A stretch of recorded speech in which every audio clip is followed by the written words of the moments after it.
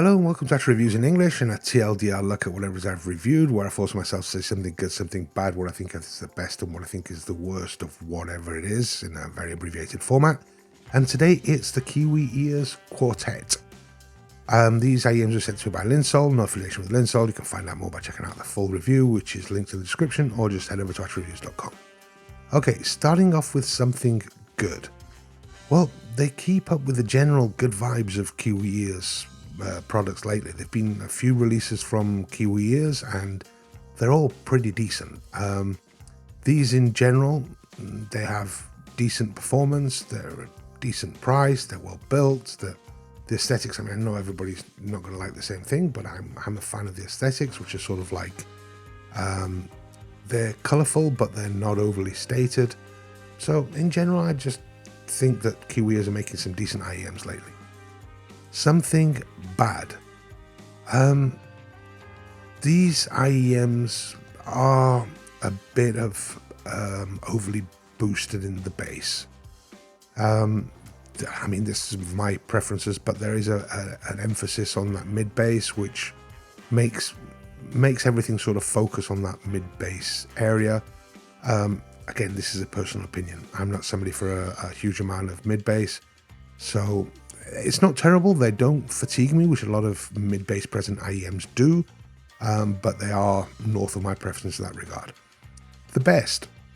Now, these IEMs have these two little dip switches here, which allow you to adjust the tuning to your tastes. Now, there's not a huge difference between the four tuning options, but at the same time, all of them are usable, and there's enough difference between them for them to all be distinct from the others, which means that if you're a fan of the general tuning, you can do some fine tuning with these switches and adapt them to more to your tastes.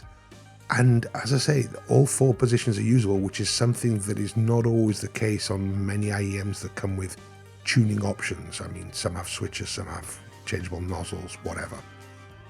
The worst for me is vocals.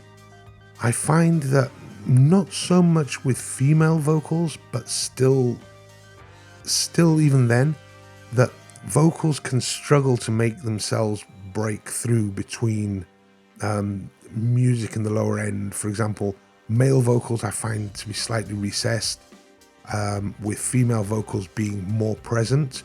But even when there's a female vocal going on, if there's some like bassy male vocal doing the choruses, the spotlight is on the bassier end, and it can take away some of that presence from the upper ranges, the upper mids, lower treble, which makes the voice not quite as full as it should be.